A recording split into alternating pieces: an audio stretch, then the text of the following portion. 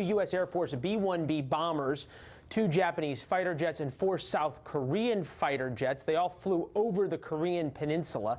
The Pentagon says this mission is a direct response to North Korean missile tests so far this month.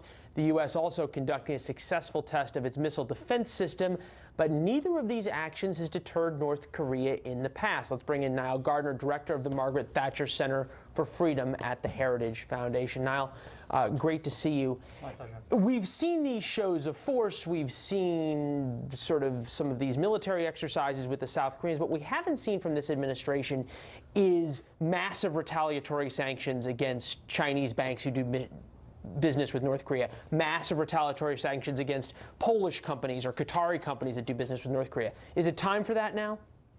Well, certainly I think the stakes have been significantly raised. This latest ICBM test by North Korea means that the North Koreans now have the capability to be able to strike against the continental United States, and it's only a matter of time before they're able to place a nuclear warhead on such an ICBM. And we do need to have a far more aggressive approach taken towards China.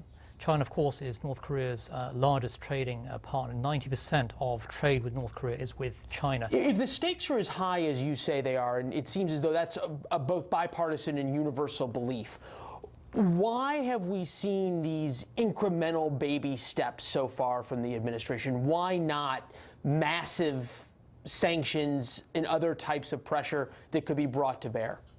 I think certainly President Trump has made a major effort to reach out to China to pressure them to be more robust in terms of dealing with. Even he'll tell you on Twitter it's not working, though. Yeah, he's disappointed it's not working. It certainly isn't working, and it's not just, of course, the Chinese who are the problem. Russia as well. The Chinese and the Russians together have vetoed stronger sanctions at the UN Security Council against North Korea. We certainly need to see both China and Russia actually standing up to North Korea. We're not seeing that at the moment.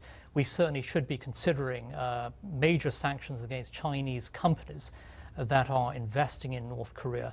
And so far, the Chinese government has been very, very slow to move on this front, extremely disappointing. Yeah, many would say they haven't moved at all against North Korea, in some ways sort of continuing to protect them.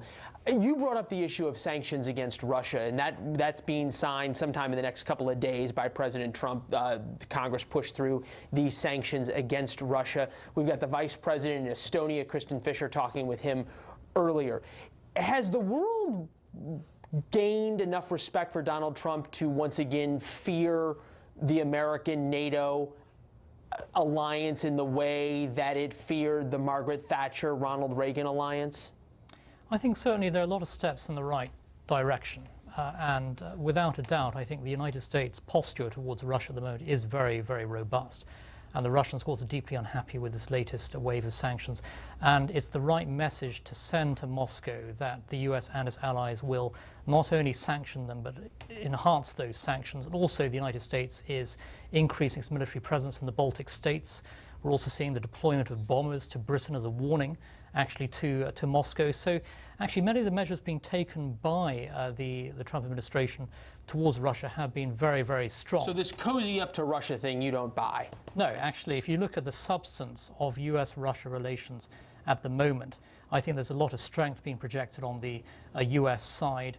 And I think there is an understanding within the administration that Russia is an adversary, it is an enemy of the United States and must be treated as such. Well, I think it was Reagan and his great friend Margaret Thatcher who came up with the idea of peace through strength. So we'll see if we have the strength that results in the peace that we so badly want and need. Niall, appreciate your insights. My pleasure. Thank you. Great having you. Liz?